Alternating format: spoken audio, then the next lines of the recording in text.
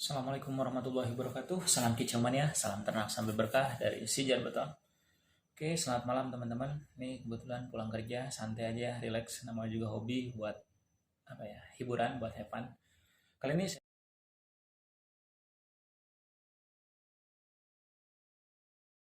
saya ada sedikit pertanyaan, bukan pertanyaan ya, request mungkin dari beberapa sahabat yang jauh di sana, dari Medan kalau nggak salah.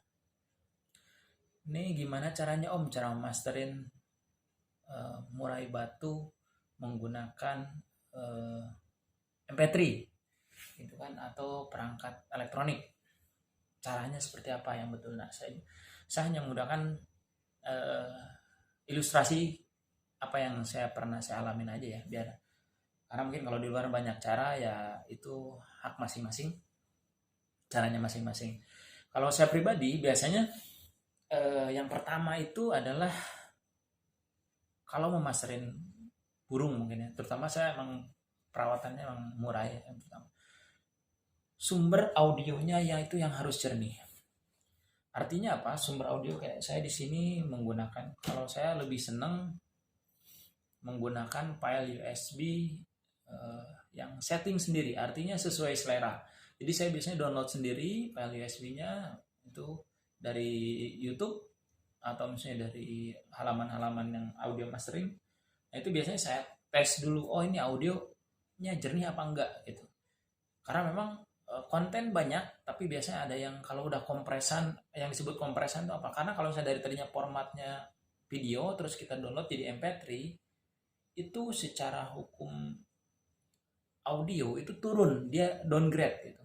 Nah kalau bisa, jadi kalian ketika saya download, cari audio yang jernih. Audio yang jernih itu biasanya tes aja sama telinga kalian ya, masing-masing. Nah itu satu syaratnya, audionya harus yang jernih. Gitu. Kedua, kalian harus menggunakan perangkat apa ya, audionya atau hardwarenya. Tadi kan softwarenya ya, sumbernya nih yang berupa file. Nah kedua, perangkat speakernya. Nggak mesti yang mahal, saya bukannya mau merin home theater saya, ini emang home theater gratisan dulu.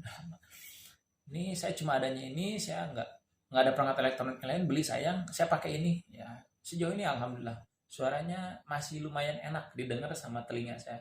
Karena acuannya kalau saya didengar sama telinga kita aja enak, mau burung juga pasti enak. Gitu.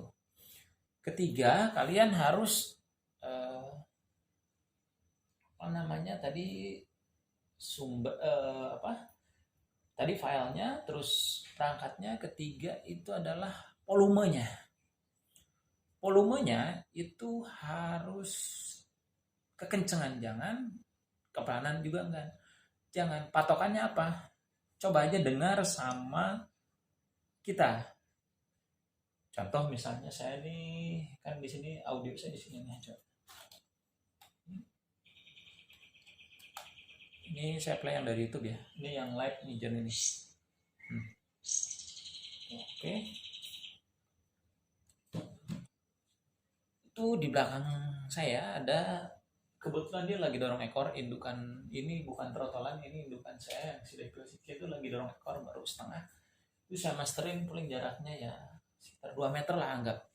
Yang penting jangan terlalu kekencengan, kedengaran sama telinga kita aja udah cukup. Nah pasti sama burung lebih enak, karena kalau misalnya kekencengan, kadang ada beberapa jenis burung itu, terutama trotolan, jadi kadang stres, jadi tertekan, akhirnya kadang ada yang cabut bulu, ada yang jadi takut gitu. Oke. Nah biasanya jaraknya ini saya nggak jauh, jadi volumenya yang penting kedengar sama telinga kita, sama burung pun pasti kedengaran. Itu masalah volumenya. Keempat, biasanya timingnya mau kapan gitu kan. Biasanya sih kalau saya, kalau lagi ingat gitu ya, karena memang kan di rumah gitu kan, takutnya ganggu berisik, minimal itu biasanya kalau saya mau menjelang maghrib, atau sampai habis maghrib sampai jam 10 gitu. Kalau mau pagi biasanya sebelum jam 4 pagi, sampai pagi itu sampai jam 6, ya jam tujuan gitu lah, sampai sampai burung mau dimbunin, bahkan kadang sambil dimbunin gitu. Itu saya untuk waktu pemasterannya. Tapi gimana kalau misalnya mau 24 jam? Nah, kalau mau 24 jam sih sebenarnya sah-sah aja, boleh-boleh aja. Cuman kalau saya saranin, kalau mau 24 jam itu jangan terlalu kencang, betul, harus kedengar karena kadang burungnya takutnya ketekan gitu kan, terutama untuk isian-isian yang ada kan, isian yang neken misalnya kayak misalnya ciblek atau misalnya cililin gitu kan. Yang penting lirih, kedengar gitu, asik suaranya, pasti masuk. Kedua, variasinya mau sekaligus apa enggak isian jenis burungnya. Kalau saran saya sih, kalau burung-burung yang masih trotolan, yang masih kosongan, lebih bagus kalau menurut saya satu persatu lagunya. Jangan misalnya ada cilin kapas sembak menari langsung jerger diisi semua. Kalau menurut saya sih nggak bagus. Lebih prioritas kalau menurut saya sih kalau untuk trotolan itu satu-satu, satu-satu itu lebih cepat masuk dan biasanya isiannya ngunci. Artinya ngunci itu biasanya nantinya jadi dominan gitu. Kecuali kalau misalnya mau sekaligus itu burung yang ngeriwen itu artinya apa? Jadi burung kayak contoh misalnya ini kan indukan ya, ini udah saya masterin misalnya, jadi dia hanya untuk sebatas pengingat gitu, bukan awalan hanya sebatas pengingat. Itu mau disekaligusin karena dia kan udah isian udah ngisi, sebenarnya cuma buat pengingat aja gitu.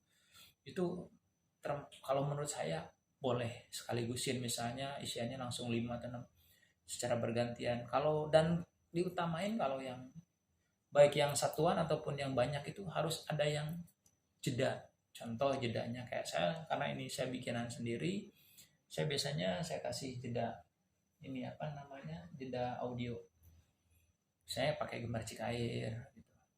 Atau misalnya saya di sini ada yang nyatu, misalnya saya matiin dulu, ada gemercik air dari kamar mandi, biarin dia relax gitu.